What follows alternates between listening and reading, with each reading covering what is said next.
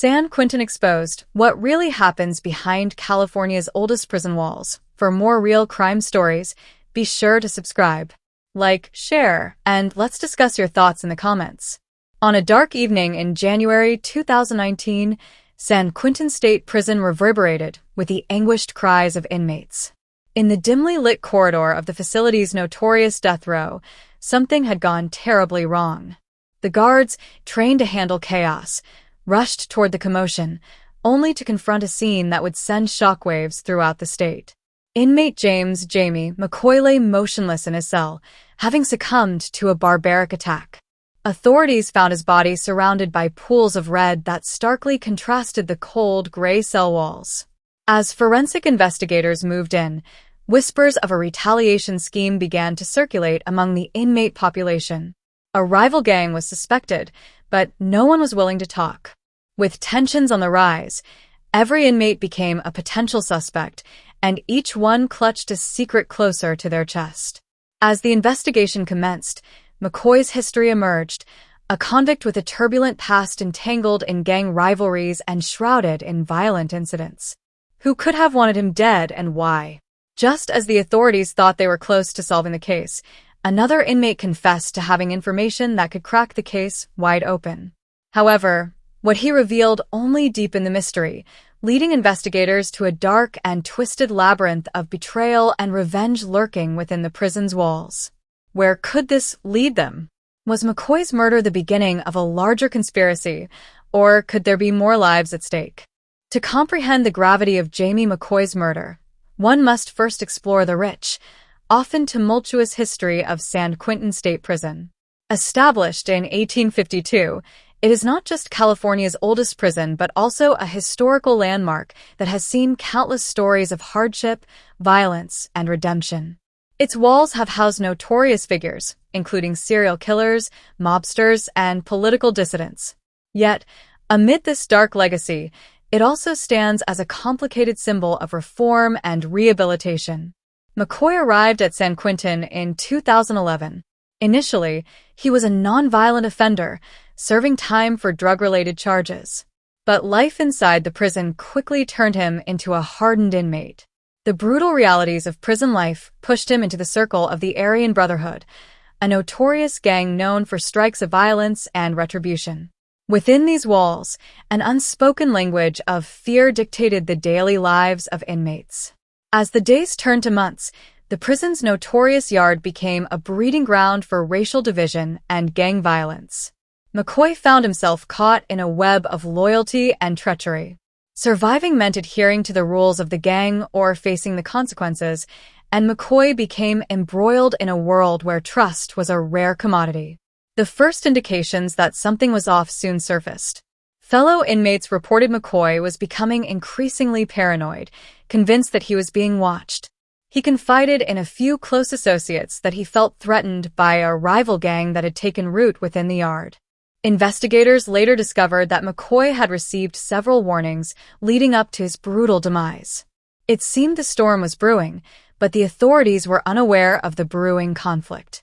With his story still unfolding, the timeline of events leading to his death became crucial. Each clue only deepened the mystery surrounding the atmosphere inside San Quentin. Who was truly behind McCoy's fear? And would anyone else be caught in the crossfire? As the investigation into Jamie McCoy's murder escalated, authorities turned their focus to the gang culture within San Quentin. Among the most influential factions was the Black Guerrilla family, a group notorious for their strict codes of ethics and brutal enforcement. The struggle for power between the Aryan Brotherhood and rival gangs ignited chaos within the prison, leading to violent retribution against anyone perceived as a threat. In the days following McCoy's death, detectives uncovered a web of alliances and betrayals that blurred the lines between friendship and enmity. They spoke with inmates who recalled tense standoffs, coded conversations, and murky plans exchanged in the shadows of the yard. The investigation led to particular attention on a group of inmates known to be closely tied to McCoy's inner circle and the gang he had reputedly angered. Yet, the complexity of prison life meant that establishing the truth was a gargantuan task. Officials sifted through layers of information, But the loyalty among inmates often made gathering reliable evidence near impossible. Witnesses were hesitant to speak, fearing repercussions from their peers. As investigators sorted through accounts, McCoy's past became an ever-growing list of enemies and allies, leading them to the gang member who ultimately became pivotal in piecing together the night of his death. Luis "Tiny" Garcia, an inmate known for his connections across the prison yard, finally decided to share what he knew. Under the pressing need to survive, he confessed to having overheard something chilling amid whispers in the yard just days before McCoy's death. They were talking about him, he recalled, fear lacing his voice. Tiny detailed a plot that explicitly focused on McCoy, hinting that it was part of a larger plan to take control of the power dynamics within the prison. With this newfound information, authorities rushed to investigate further. But the clock was ticking. Would Tiny gain the protection he needed? And would the perpetrators be caught in time before escalating into further bloodshed? With Tiny Garcia's shocking revelations reverberating throughout the investigation, authorities took urgent steps to identify the culprits behind Jamie McCoy's murder. As they focused on the key players of the rival gangs, the investigation revealed a shocking layer of deception. Surveillance footage, painstakingly analyzed, revealed more than just familiar faces. It showed calculated movements and deliberate actions leading up to McCoy's tragic end. The footage captured McCoy in the days leading up to his death, interacting with gang associates, while also revealing brief encounters with individuals outside his circle. However, it also illustrated the psychological games at play. Rival gang members moved closer, circling like vultures. The tension within the prison walls became palpable as the footage further ignited gang loyalty and rivalry. Emboldened by the footage, law enforcement constructed a timeline that chronicled the events leading to the murder, unraveling what seemed to be a meticulously orchestrated plan to eliminate McCoy. Significant information came to light about McCoy's conflicts with gang leaders who felt threatened by his growing influence. The situation intensified as police worked to put together a case strong enough to piece together the puzzle, focusing on potential impending chaos as feelings of vengeance simmered. Within San Quentin, a clandestine meeting took place among the gang factions. An atmosphere thick with hostility turned these meetings into boiling pots of uncertainty. Among those present were members of the Aryan Brotherhood and the Black Guerrilla family, discussing their retaliation strategies. As tensions mounted, other inmates started to notice the swell of unrest, a precursor to an inevitable confrontation. As investigators awaited answers, mounting pressure loomed over San Quentin. The question hung in the air: would they be able to quell the enraged factions before another life was lost? Or was this just the beginning of an unforgiving cycle that would bring chaos to the prison once more? As the investigation unfolded, the tension at San Quentin reached a boiling point. Inmates were on edge, and rumors of retaliation began to spread like wildfire. Authorities, sensing an imminent clash, prepared to intervene, but the stakes were rapidly escalating.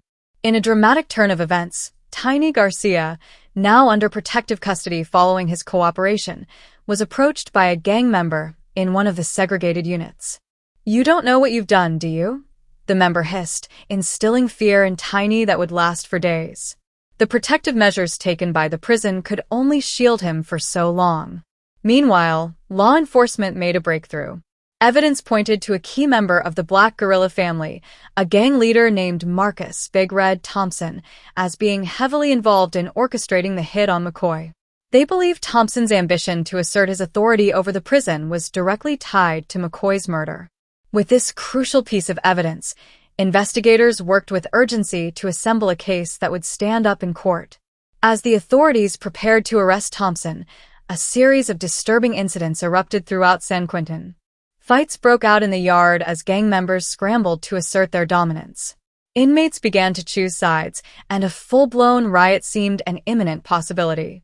The chaotic interruptions forced guards to scramble, drastically increasing the chances of violence erupting between factions.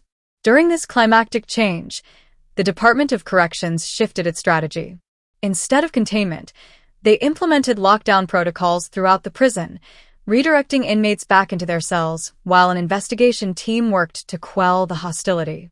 As the full extent of the tension settled into chaos, investigators confirmed that McCoy's murder was not an isolated incident, but part of a much larger battle for control within San Quentin's walls.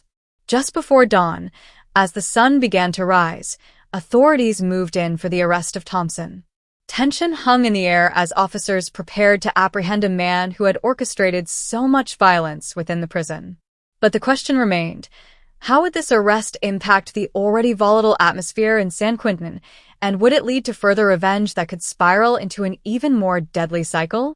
The unresolved ties ran deeper than anticipated, and the final confrontation lurked just beyond the horizon.